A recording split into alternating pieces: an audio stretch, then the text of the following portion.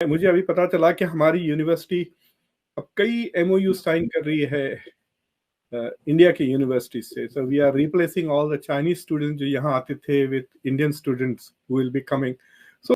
China के जो economy गिरते जा रहा है, इसके चलते हुए बहुत से उनके जो प्रोसेसिंग इंडस्ट्रीज जितने भी है वो बाहर जा रहे हैं। उसमें कम से कम 20-25% भारत में आ रहे हैं। काप 28 आपके वजीर आजम तो नजर ही नहीं आ रहे, किसी झंडे के पीछे छुपे पड़े थे, वो फ्रंट लाइन में खड़े हुए थे। और उसको भी छोड़ दें, इटालियन प्राइम मिनिस्टर उनके साथ सेल्फियां ले रही थी और वायरल हुई हुई हैं। इटालियन प्राइम मिनिस्टर, उनकी ख्वाहिश होती है कि मोदी साहब के साथ खड़ी होकर तो तस्वीरें।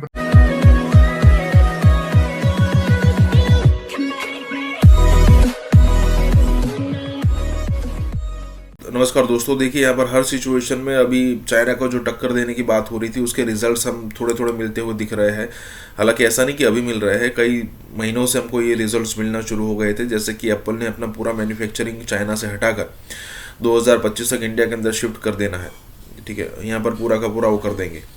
उसके अलावा यहाँ पर बात हो रही है कि जितना भी इन्वेस्टमेंट चाइना से निकल रहा है उसमें से 25 से 30% या फिर हो सकता है कि 35 से 40% इन्वेस्टमेंट जो है वो इंडिया के अंदर हो रहा है। अब वो इन्वेस्टमेंट आप किसी भी तरीके से काउंट कर सकते हो, जैसे कि मैन्युफैक्चरिंग प्लांट यहाँ पर बन रहा है, कोई बाहर की कंपनी जो है, जैसे कि पिछले दिनों न्यूज़ आई थी कि कनाडा के पास जो एक रिटायरमेंट फंड है, ठीक है, कुछ बिलियन 20, 25, 28 बिलियन जितना था वो इंडिया के अंदर है। यूएस का एक रिटायरमेंट फंड है, वो भी इंडिया के अंदर इन्वेस्टमेंट हो रहा है। कहने का मतलब ये है कि ये सारी चीज़ें हो रही है, ऊपर से चाइना जिसको लेकर कॉन्फिडेंट था इतना सारा, अब वो सारी नींव जो है वो हिल रही है।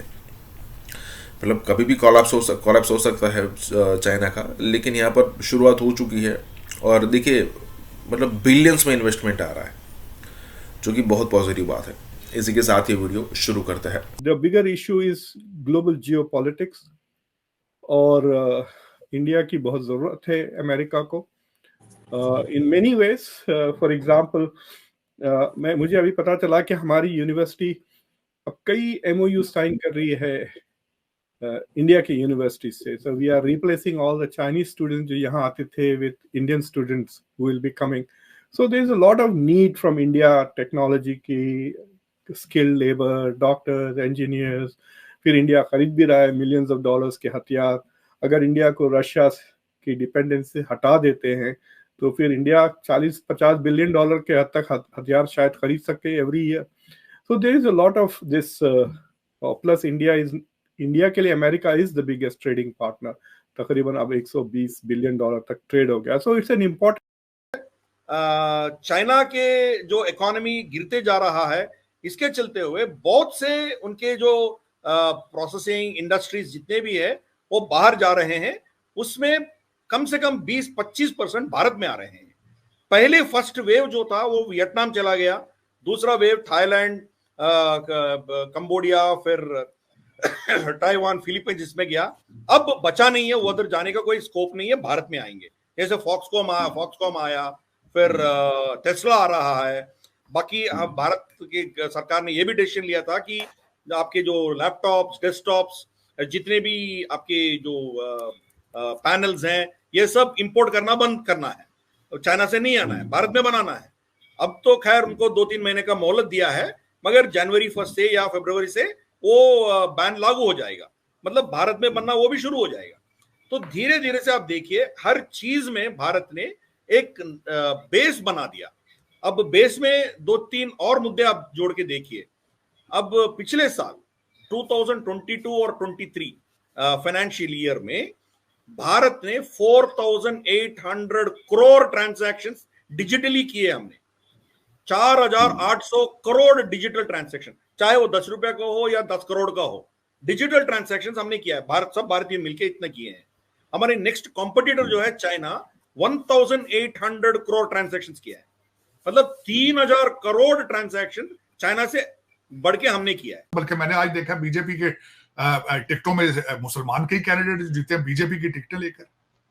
और जिस तरीके से उन्हें ये काप 28 आपके वजीर आजम तो नजर ही नहीं आ रहे, किसी झंडे के पीछे छुपे पड़े थे, वो फ्रंट लाइन में खड़े हुए थे। और उसको भी छोड़ दें, इटालियन प्राइम मिनिस्टर उनके साथ सेल्फियां ले रही थी और वायरल हुई हुई हैं।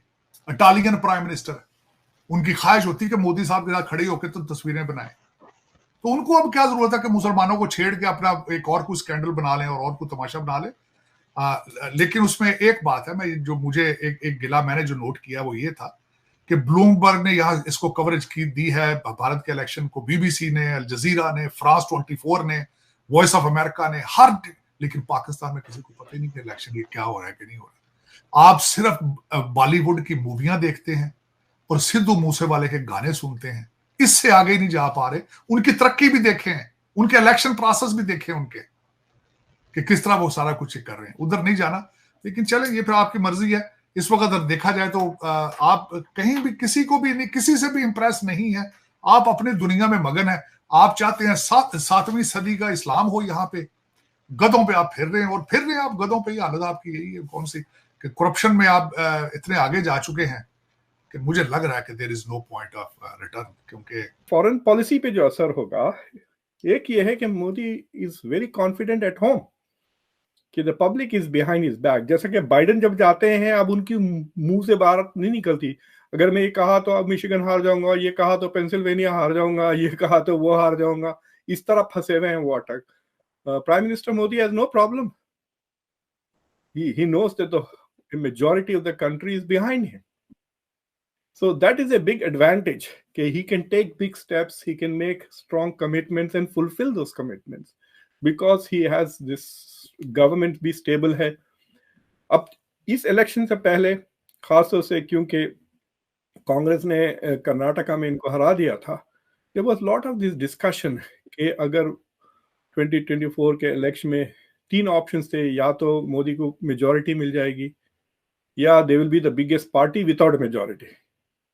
तो ऑलरेडी लोग कहने लगे कि there is another BJP leader, Gadkari कुछ कहते हैं उनको, जो रेलवे के मिनिस्टर हैं, उनको शायद दूसरे पार्टीज विल से कि we will support you in a coalition if you have a non Modi government.